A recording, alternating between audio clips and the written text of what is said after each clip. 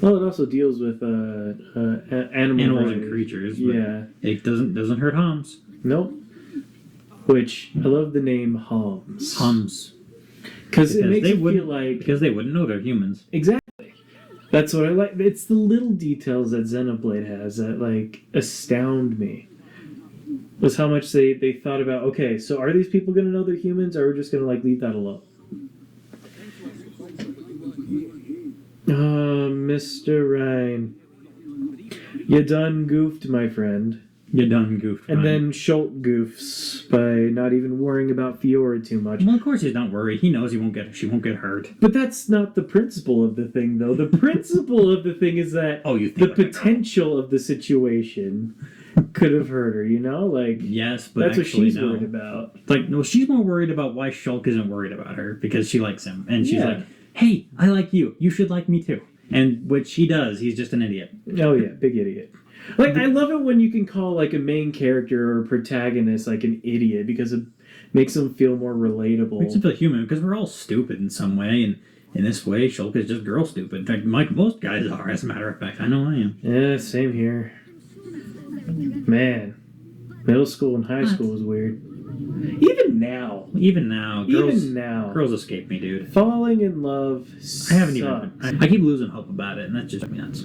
Right now, I know my situation that I'm in, and it's just because of where I'm at. It's like falling in love with somebody, which I have, and it sucks, is just not going to happen. Yeah, it's just not going to happen. There's nothing that can happen from that. I mean, it happens with the right person at the right time. It does, and sometimes it might be, but it's just the current situation you're in that may make it impossible. Yeah, current situations can certainly make things more and more difficult. It's kind of how things are. Yeah, but that's something that I've learned recently, though.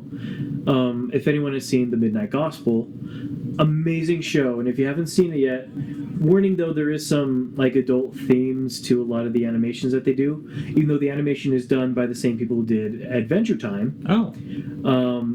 A lot of the stuff they have surrounding are just kind of adult themed, but the ideas and the interviews that they have in The Midnight Gospel have taught me a whole lot and how to like get over a lot of things. And I've been using a lot of like the meditation methods they speak of, like even just shortly to like, I don't know, just kind of help me sort my emotions out in a lot of ways, something that I haven't been able to do since high school. And that's the one thing that I missed about high school is the fact that it was easier for me because I learned how to handle things back then. And it just, I don't know how that happened though, where I lost that ability for the longest time. Matt knows. Yeah.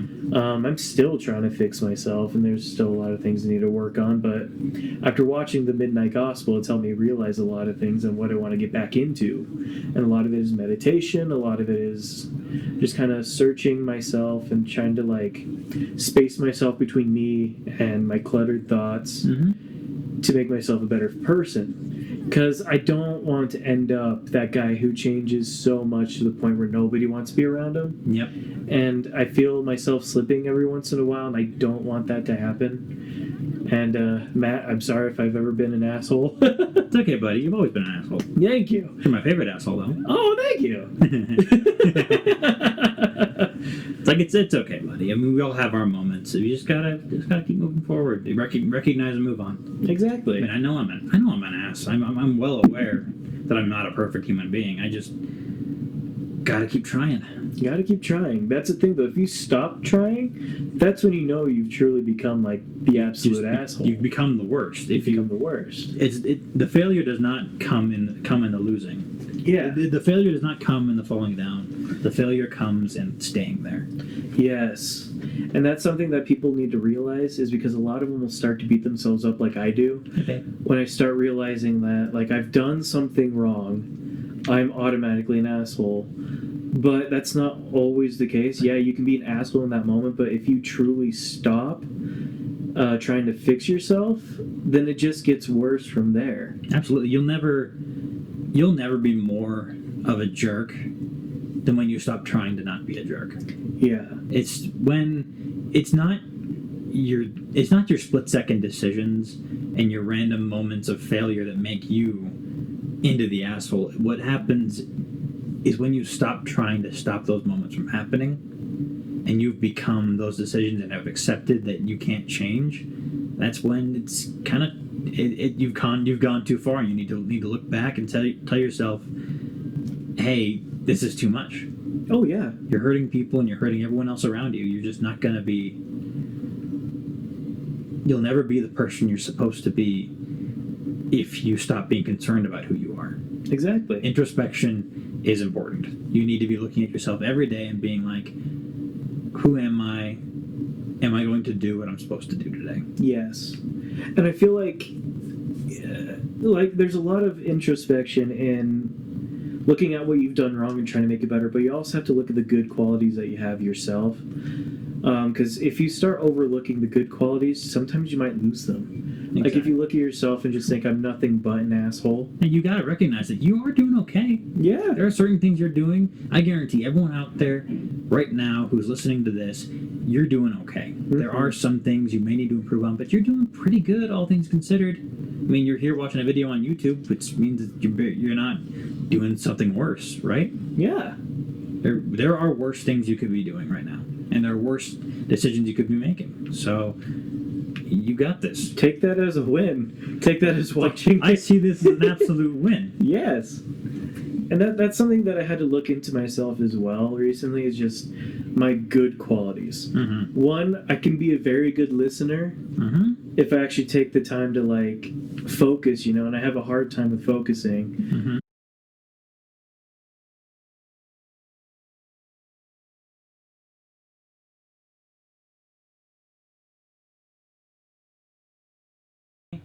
Where the best track will play if you try to attack it.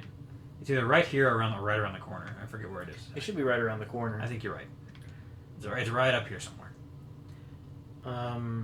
Yeah, no, so... Yeah, he's up there. Run. Is this still... Oh, no. Oh, no, one of our buddies. Kyle, no. I'm sorry, bro. Your controller sucks. Okay, I'm going to go ahead and grind for a second. Controllers could get the same sort of drift that Joy-Cons can. Here's the thing. He doesn't have a Pro controller. What he has is one of those cheap PowerA controllers that are wireless. Because she'll probably never watch these videos, but I don't feel like talking. She might though. But that controller is just no good. It really just isn't. Yeah, he needs a new one. I don't want to talk shit, but it's just he needs a better one. And if you're gonna play a game like Smash, you need a reliable controller, and there's no substitute for an actual Pro controller like this. Joy-Cons don't cut it. And Joy-Cons don't cut it for Smash. No. Not if you have big man hands like we do. Oh yeah. Well, my hands are as big as Sarah's actually. Really? Yeah, we've measured hand sizes. You're kidding. Either you have baby hands or Sarah has huge hands. She has compare your hand to mine. Yours is big. Yours are. Since when were my hands so big? I don't know, but I'm 6'2" and you're 5'11". Dude, I thought I had baby hands, but now I I realize you have baby arms. Sarah has bigger hands than I do. I'm willing to admit that. I mean, you know what? It's not that bad. Having small hands gives you some certain dexterity dexterity boosts. It's very true. Plus handability as well. Absolutely. Just having big hands aren't necessarily better. It doesn't matter. It doesn't. It really doesn't. For anybody who's worried about that, size does not matter. I just think it's funny that my hands are small. That's it. It is kind of funny. And I can admit to that. Yeah. I can admit to that. Because, for one, it doesn't matter. No. Ultimately, no. As long as you're going to use them. Some people don't even have hands. Man, someone should really give them a hand. Don't pull bang! Send me to hell, I dare you. I'm already going. No. I might as well just go down a legend. Look, man, if we both end up in hell, that's okay. I'll save you a seat. Save you a seat. Mine will be the throne. That's true. It won't make Satan so powerful. We'll take him out. Make it a party, man. Satan's a weenie. What a weenie. What a weenie. Come on. What a weenie. I mean, that man hides so much. He only appears in dreams and sends other people out. Come on. The man's a weenie. No, and you're talking about a triangle. You're talking about a triangle. I know the triangle. And if you know the triangle, smash like. Smash like, please. Smash like if you know what triangle we're talking about. Oh my goodness. That's certain Satan triangle. Certain Satan it's triangle. It's a triangle. It's Split it. it's the triangle. I will destroy you. No. Destruction of a little rabbit. All right. Full disclosure, I played this game on the 3DS the first time I played it. Oh. I never played the Wii version. And I still haven't finished the 3DS version. But I know the rest of the story. So, I mean, most of it. I know bits and pieces. So some of this game is going to be pretty fresh to me.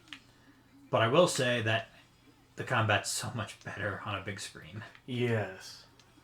Having a big screen makes this combat so much more bearable. And I don't know why they didn't just use the bottom screen on the 3DS version. Yeah, why didn't they do that? I don't know. It's a port of a Wii game, but still. Like, guys, Nintendo. Come on, Nintendo. Ugh. Alright, you dumb bugs. Let's go. Dumb grind bugs. The hell out of these bugs. Because now it's grind time. I find it fascinating.